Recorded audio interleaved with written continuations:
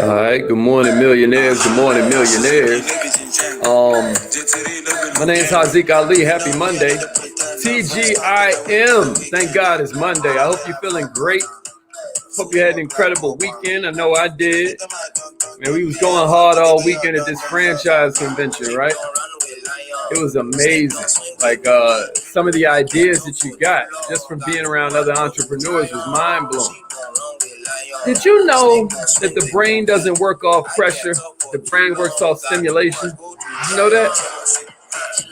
A lot of people don't know what that means. What that means is all of your new ideas are going to come from the places you most rarely go, because the brain don't work off pressure. You get what I mean? You got to get out here and kind of like, I don't know, experience new things, go new places, try new points of view. If you normally read Sports Illustrated, maybe you pick up Home and Garden, right? If you normally read Home and Garden, maybe you pick up Guns and Ammo. You hear me? Yeah, good morning. What's up, Tanisha? Okay, Jessica's in the house. Good morning, Queen. Hey, whoever that is, you're in the Facebook group and you have not entered your info. My man TJD is in his house. Mr. Terry. Good morning, Mr. Terry. It's a good time to be sharing this with other people. We're about to get started in about 3 minutes, y'all. It feels so good to be back home, man. Man, oh man. But we was grinding it out, though. We met so many entrepreneurs, man. We were even running into companies, right, that actually go out here and hook people up with the kind of franchises that they want. So imagine how beautiful that is for us. You know what I mean? Okay. Atlanta in the house. What's up, Mark? Angel. What's up, Angel? Good stuff. Okay then. Brenda G is in the house. That's what I'm talking about. I'm going to go ahead and call it on this live line so we can get this party started. We're not doing Clubhouse this morning. I ain't charge up my other phone. I'm just now getting back. You have something special. You have greatness in you. Hello, this is Les Brown, and you're in the right place at the right time, because we're going to bring the millionaire out of you. Please enter your... All right, here we go. Chris. What's up, Chris? Please announce yourself. Entry and exit tones are off. All participants are muted. Yeah, Brooklyn's in here. Check it out, man. If you are not a member of our text message system, Ada, okay, Little Rock up in here. If you're not a member of our Shania, I saw you finally rejoin the text message system, Shania. Good stuff. Taisha, what's up, Taisha? Appreciate that, Jamal. Thank you, my brother. So what was I about to say? I had something good I was about to tell y'all. So I was saying that the brain don't work off pressure. The brain works off stimulation, right? And what that means is a lot of times you believe that you're going to get that good idea by saying, oh, what can I do? I need to solve this problem. But that's pressure. That's not how it works. Not with this 2 million year old device that we have called the brain. The way this thing works is it grows based off stimulation, right? So what I was telling them before I came on the live line, y'all, I was like, hey, check it out. If you normally read Sports Illustrated, I dare you, pick up a copy of Home and Garden.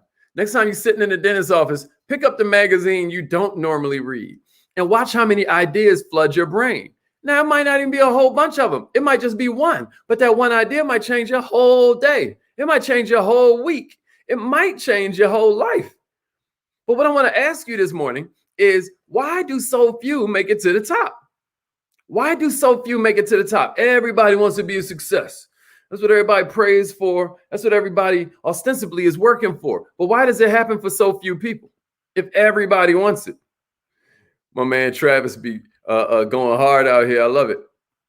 Why does that happen? And then if you want the real question that I want to know, why do so many people that have incredible talent still wallow at the bottom? Why do they just, what do people prefer to suck?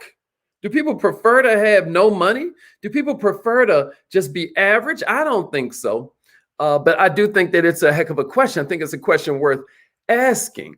And even though these answers of what it takes to make it are subjective, you can admit when you're looking at groups of the powerful, when you're looking at groups of those who excel while others stay in their same position, when we look at the groups of people who get the promotion while the others stay around, there are some common characteristics.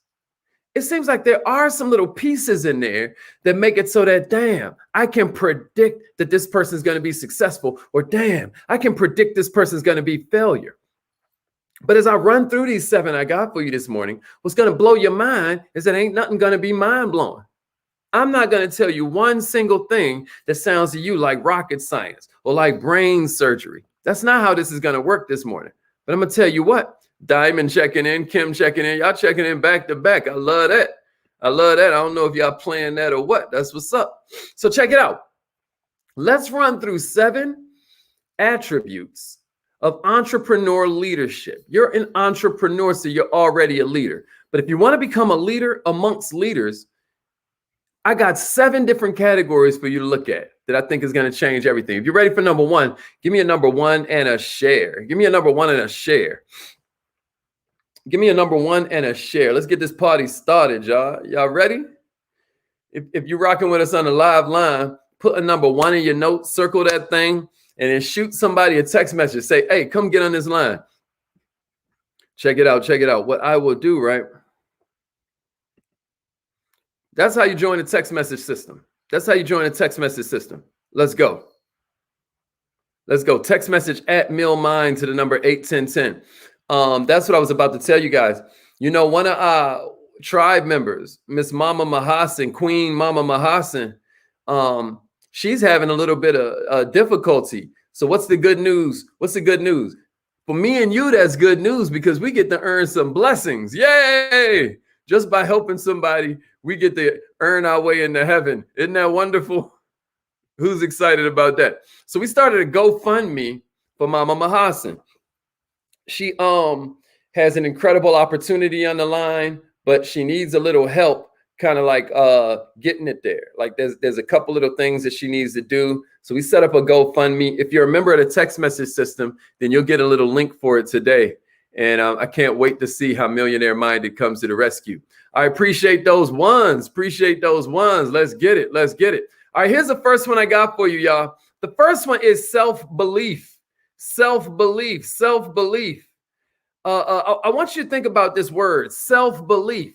What does that mean? That means that these people who are entrepreneur leaders, they have a mental posture for success. It's not just the way they dress, even though sometimes you can tell. It's not just the way they groom themselves, even though sometimes that's a telltale sign. What we're talking about is mental posture. We're talking about the mental posture for success, where they believe that not only are they capable of achieving success, but they believe they're worthy of it. That's why one of our affirmations every morning is, I deserve to be rich, right? And then we give you a qualifier, because I consistently add value to other people's lives. You know how we always saying you become more valuable, you become more powerful. Well, check it out. That lends itself to your self-belief. When you approach this new situation and you know you can handle it, you know that you've got what it takes to, even though you're not quite sure what the solution is yet, you know that you're going to conjure one. That's self-belief. And this has to extend to not only you, this has to extend to your product. This has to extend to your company. This has to extend to the people who you look at as a mentor or who you look at as leadership. That's a strong belief system. That's what we're talking about this morning. Where do you rank yourself on a powerful belief system? With 1 being very mediocre and 5 being millionaire minded, where are you on self-belief? This seems obvious, but very few people really possess self-belief. Let me tell you what self-belief looks like. It looks like you approaching that person somebody else would be scared to talk to and asking them, would they be open? It may or may not be your cup of tea, But listen, would you be open? Self-belief looks like you talking to that mentor, to that big dog, to that heavy hitter, and you saying, hey, listen, because you want him to join your business. Maybe you say, hey, listen, I gave this one to dentist the other day. This is what self-belief looks like. You talking to the big dog and you say this, write this in the notes. Hey, listen, I just now started my own business. I wanted to know, what do you feel like it would take to make me successful in a business like this? Now, what's he got to do? He's got to look through and really analyze the business. Next thing you know, a light bulb might cut on. You don't know if that person's too rich or too poor. You don't know if that person's too busy or got too much free time. You do a lot of assuming, but let me tell you what that assumption is based on. It's based on you not believing fully in yourself. It's based on you trying to look outside for success instead of inside for it. You're trying to make money instead of earn money. That ain't self-belief. I want you to judge yourself this morning. Where are you on self-belief? Where are you on self-belief? Dr. Hernandez is in the house. What's up, brother? Okay, Shania. Okay, Van. I ain't mad at that. Good morning, Charlotte. How you doing, Queen? Okay. All right, let's get it. Yeah, that's all we can do. That's all we can do, Shania. That's all we can do. Wow, that's interesting. That's interesting, Miss Connor. I wouldn't have thought that. But I love that transparency. Thank you for sharing that. Thank you for sharing that. Yeah, and that's a fact, Travis. But you see a lot of people still don't. Okay, Angel. Okay, Mike. Mike gave himself a 7 on a scale of 1 to 5. I love it.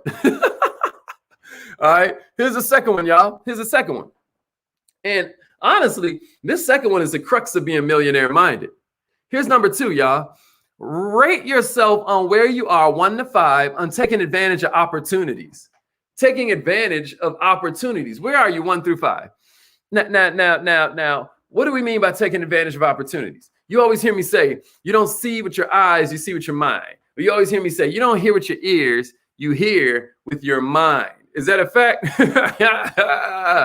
So what we're saying is, for you to be able to take advantage of opportunity, first, you got to recognize it. How good are you at getting into a new situation and seeing the opportunity? I got a clue for you. You know how we always say a lot of times, you know, it shows up. I forget the quote. I'm butchering the quote, but it's something like most people miss opportunity when it shows up because it comes disguised in overalls looking like work. Right? Your opportunity a lot of times shows up disguised as adversity. Where are you from 1 through 5 on being able to spot the opportunity inside the adversity? Last time all hell broke loose, how calm were you? How able were you to see how this is going to strengthen you for later?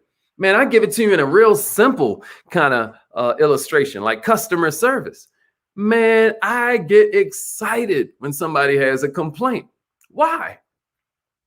Because it's an opportunity for me to get better. It's an opportunity to fix a hole in the system. It's an opportunity to strengthen a girder underneath that bridge. You get what I'm saying? How good are you? 1 to 5. Because opportunity is elusive, even though it exists everywhere. So few can see it because they're so trapped inside their own perceptions. Some people fear it because now they got to change in some way. But where are you with taking advantage of opportunity, right? That's why we started with number 1, self-belief, because a lot of people won't take advantage of the opportunity because they don't believe they're capable of achievement. Here's number 3, y'all. Scale of 1 to 5, right? Share this training with somebody. Share this training with somebody, y'all. Here's number 3. If you want to be an entrepreneur leader, and I want you to see how all of these are building on each other, right? You got to have the right associations. You have to have the right associations. Check it out. You got to join the right associations, but that's, you know, that's just part of it. What I'm saying is hang around the right people. Other successful people are at the places where successful people go. Think about it. Where are your best customers hanging out? Now, you know, that's 2 different things. First I said, where are all the other people like you who are successful? right? But now I'm saying, where are all the other people that still have the problem that you saw? Where do they hang out? Think about this now. What's up, Kendra? I love it. I love it. I love it. You better tell them, Queen.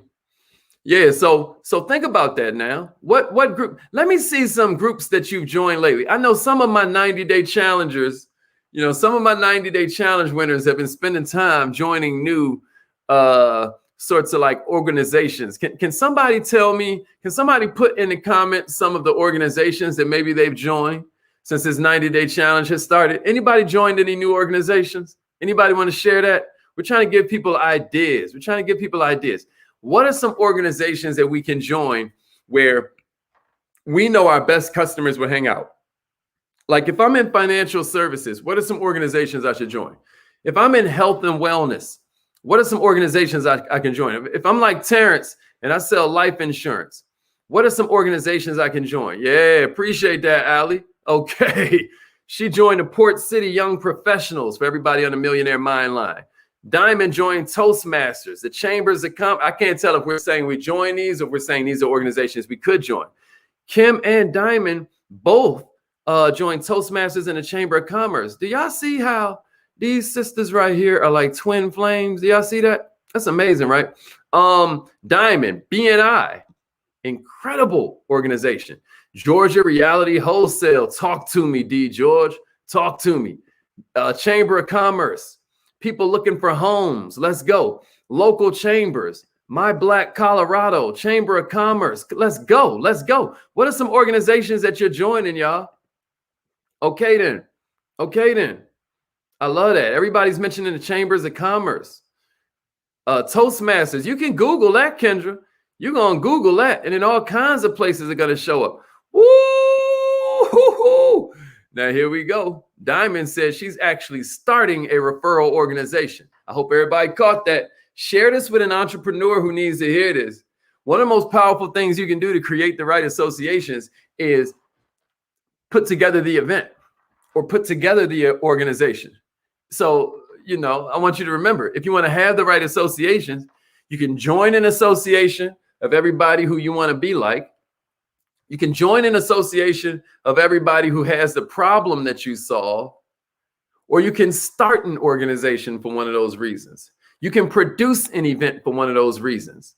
What we're saying is make the right friends. Stay away from poisonous people. Make the right friends, y'all. Okay, Ada, I like that. I like that. We thinking this out. We thinking this out. That's right. That's right. All right. So where are you? Scale of 1 to 5. Appreciate that. We saw a bunch of book clubs. Book clubs. Let's go. Let's go. All right. So scale of 1 to 5. Where are we? Scale of 1 to 5. Where are we? Scale of 1 to 5. Where are we, y'all? Let me see those scores. What you giving yourself on have the right associations? All right. While you're doing that, I'm going to break down number 4. Be honest with yourself. I'm going to break down number 4. Here's number 4. If you want to be an entrepreneur leader, you got to expose yourself to what's new, y'all. How much time do you spend exposing yourself to new stimulation, new data? How often do you spend time on that? Be honest. How often do you spend on that? This is why I started this whole training talking about how the brain don't work off pressure, the brain works off stimulation. Man, if y'all were to come inside my house, man, there are literally books everywhere. Like, I remember one time my brother did the call for me. He was talking about he'll open a kitchen cabinet, book will fall out, hit him in the head. It's like I'm taking out the dishes, put in books. You know what I mean? Because it's just like, no. Anyway, how often do you expose yourself to what's new? If you're not learning every day, I got an idea. I got a mental image to throw to you. Your competition is. Your competition right now is somewhere. Look at you. You're on Good Morning Millionaire right now. You know how many of your competition is somewhere sleeping? You know how many of your competition is somewhere listening to some dumb song right now? Or how much of your competition is watching some show right now? They're waking up with the news, which gives them nothing they can use. Do you know how far ahead you're getting? What a competitive advantage that you got by just being here, exposing yourself to something new. If you're not learning every day, your competition is. New information is essential because you're already using the best stuff you got. Only proof of knowledge is a change in our behavior. So if we knew this stuff, we'd be using this stuff. So maybe we need more exposure to it. You know, they say you need multiple exposures. Some say 6 to 7, some say 10 to 13, but you need multiple exposures to an idea to accept it. It could be a positive idea. It could be a negative idea. It could be something you need to do. It could be something you need to stop doing, but it takes repeated exposure. Millionaires, what are you doing to expose yourself repeatedly with intention? Unless you're like most entrepreneurs who already know everything. And I get that too. Give yourself a score, 1 to 5. How intentional are you about exposing yourself to what's new every day? Exposing yourself to what's new every day. How good are you at that? Let's go. Let's go. Let's go. Yeah. Information changes generations. I like that, Travis. Yeah, it's a competitive advantage. Wealth coach. Okay. We got some 4s coming in here. All right. All right. And then I see, that's right. That's right. Let's go, Allie. Let's go. Okay. All right. And I see a lot of people that are here taking everything. Yeah, that's right. Go, Travis. I see a lot of people that are here every morning are like, man, I knocked this one out the park. This is a pretty easy one to knock out the park. All this takes is you riding around in your car listening to YouTube. You know, I'll be telling them we need to think more about Future the Noun and less about Future the rapper. All right, here's number 5. Here's number 5. Millionaires. Entrepreneur leadership, right, is about having the answers that your people need. How good are you at having answers, y'all? The more you can solve, now notice, I didn't say facts. I said answers. The better you are at solving problems, the more power you're going to begin to amass. Your path to success gets so much easier when you can help everybody along the way with some kind of issue. The more information, you see how all of these are building on each other? I'm going to start it from the beginning if you're just now getting here, right? Just so you can see how they all build on each other. First, we talked about how you need self-belief, right? You got to believe in yourself. You have to understand that success is in here, not out there. That no matter what happens, it's the exact situation that God designed to make me be all I can be, right? That's first, self-belief.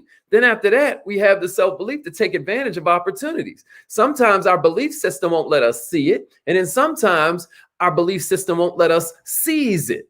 So what we're going to do is start with self-belief. And then the next attribute is we're going to begin to take advantage of opportunities. We're going to be able to see it and seize it, right? That's number 2. Then number 3, we're going to have the right associations. We said we can join some places. We can start some places. We said we can go some places where our customers are. We can go some places where our competition is. Regardless, we want to make sure we start hanging out with either the people that we want to grow to become like, or we want to hang out with the people who we can help. And we either want to start the event or we want to join the event. We either want to start the organization or we want to join the organization. How good are you at that? But you see how that built on the last one? How are you going to have the right associations if you don't take advantage of opportunities? Then number 4, we said expose yourself to what's new. How are you going to join some new organization if you're unwilling to do that? Right? Then number 5, we said have the answers your prospects need. So now you join this organization where they're all in there, right? You see how this is all flowing together? Now you're in this group. Now you're in this event. Now you've sponsored this extravaganza or this seminar, or this workshop or this convention. Okay. But do you show up as a person that can solve problems? Or do you show up as a person that needs something from everybody? The more you can solve problems, the easier your life is going to get, because prospects don't want facts. They want answers. And if you're going to have those answers for them, you're going to have superior knowledge about not only what you do, but you're going to have a skill set that allows you to pull out what they need. Because it don't do you no good to have what they need if they don't even share with you what they need, acknowledge they need it, and then allow you to serve them. It does you no good. So what you got to do is start putting yourself in a position where you are seen as having the answers that customers need. Now, there's a bunch of ways you can do that. If you're participating in the 90-day challenge, we got all kinds of cool methods for that. How many of you have been having fun doing your content marketing videos? How many of you have been having fun interviewing customers that maybe you didn't even produce this customer? Man, I'll interview one of Allie's customers. You hear me? I'll interview one of Kim's customers. I'm not tripping, but what I am tripping off is letting people know that there are some really cool stories surrounding this product or service, right? And I got answers for you. What I can do, even if I don't interview them, I can copy and paste their story from, a Shania's page or something. I can go in there, copy and paste the story, post the same picture. Nobody knows I didn't sign this person up, and it doesn't matter. All I'm saying is, I think we should celebrate this person's success. Let me tell you a little bit about where they were before versus where they are now. Am I making sense, y'all? Give yourself a scale of 1 to 5 on that. Give yourself a scale of 1 to 5. We're on number 5. 5 is millionaire minded. 1 is mediocre. Where are you on making it clear that you have the answers your people need? Allie like 5s all around. And I believe that about Allie, because not only is she a fall personality, but also she has love in her heart. You know what I mean? Allie, you're fall spring, aren't you? Allie, you fall spring? Okay, here we go. If you know, you know. Some of y'all don't know. All right now. Let's go, Kim. Let's go. And when she says cream, what she's saying is credit rules everything around me. You got to love that. Cream. Get the money. Credit score, y'all. All right, here we go. Yeah. All right. I like these scores coming in. All right, here's number 6. Take responsibility. Extreme ownership. You can't be a leader without it. We all blame others to a certain degree, man. Some of us is still blaming our parents. Some of us is still blaming our spouse. Some of us is still blaming our ex-spouse. But let me show you something about blame. Blame is tied to success in reverse proportion. Can somebody give me that in the comments? This is so important.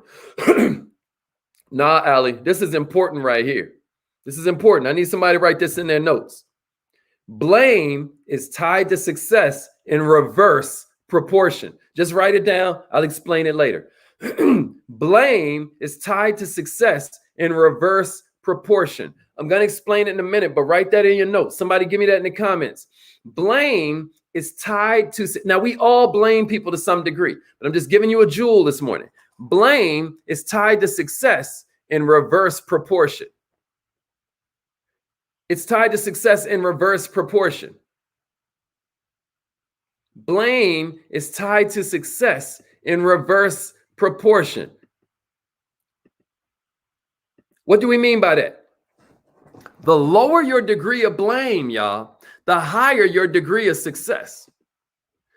The lower your degree of blame, the higher your degree of success. Blame is tied to success in reverse proportion. Blame is tied to success in reverse proportion. Do you hear me? All freedom comes from discipline. It is not until you take extreme ownership of your life that you become victorious rather than a victim. At the moment we decide that success is decided by something outside of ourselves, we are now a victim to circumstance.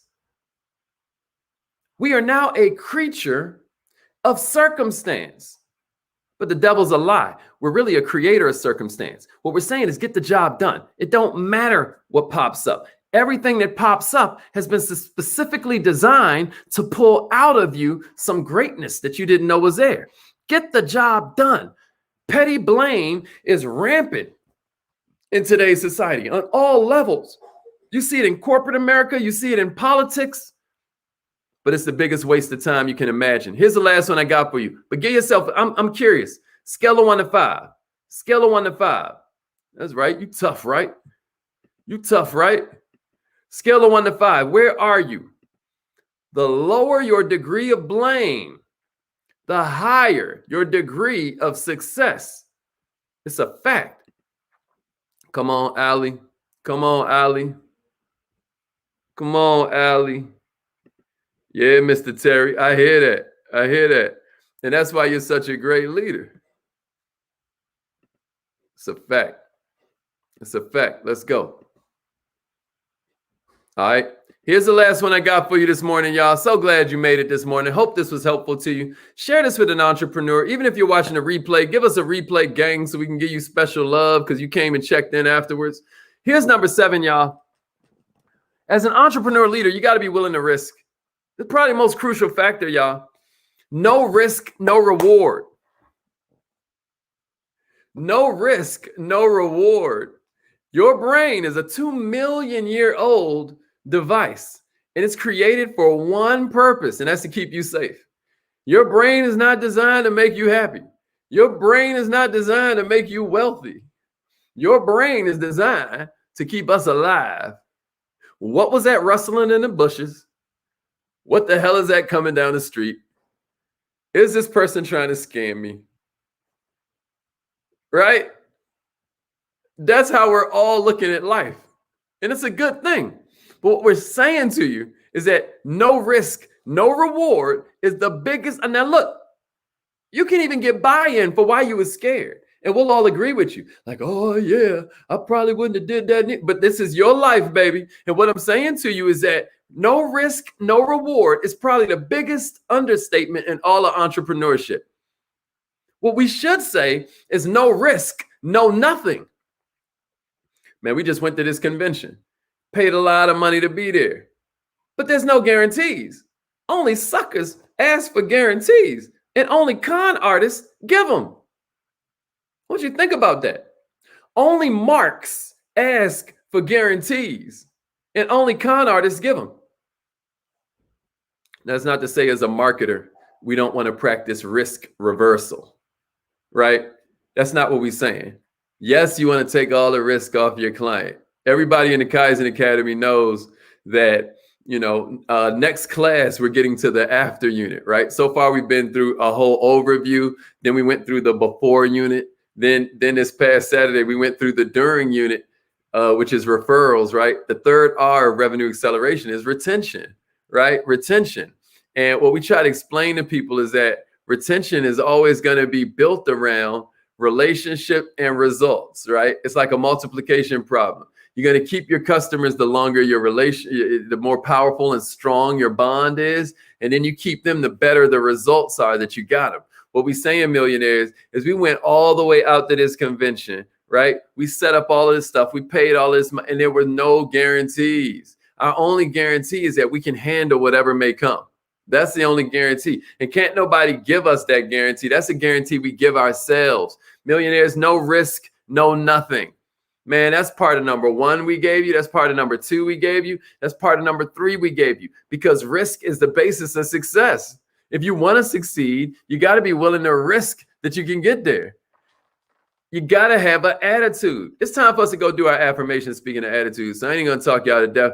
Why talk about it when we could be about it? Shut up. Y'all remember that? Pastor Cavassier. Did y'all know Swiss Beats and Timberland had a battle? I didn't even know that. I bet you that was incredible. Those are 2 entrepreneurs that created the versus battle.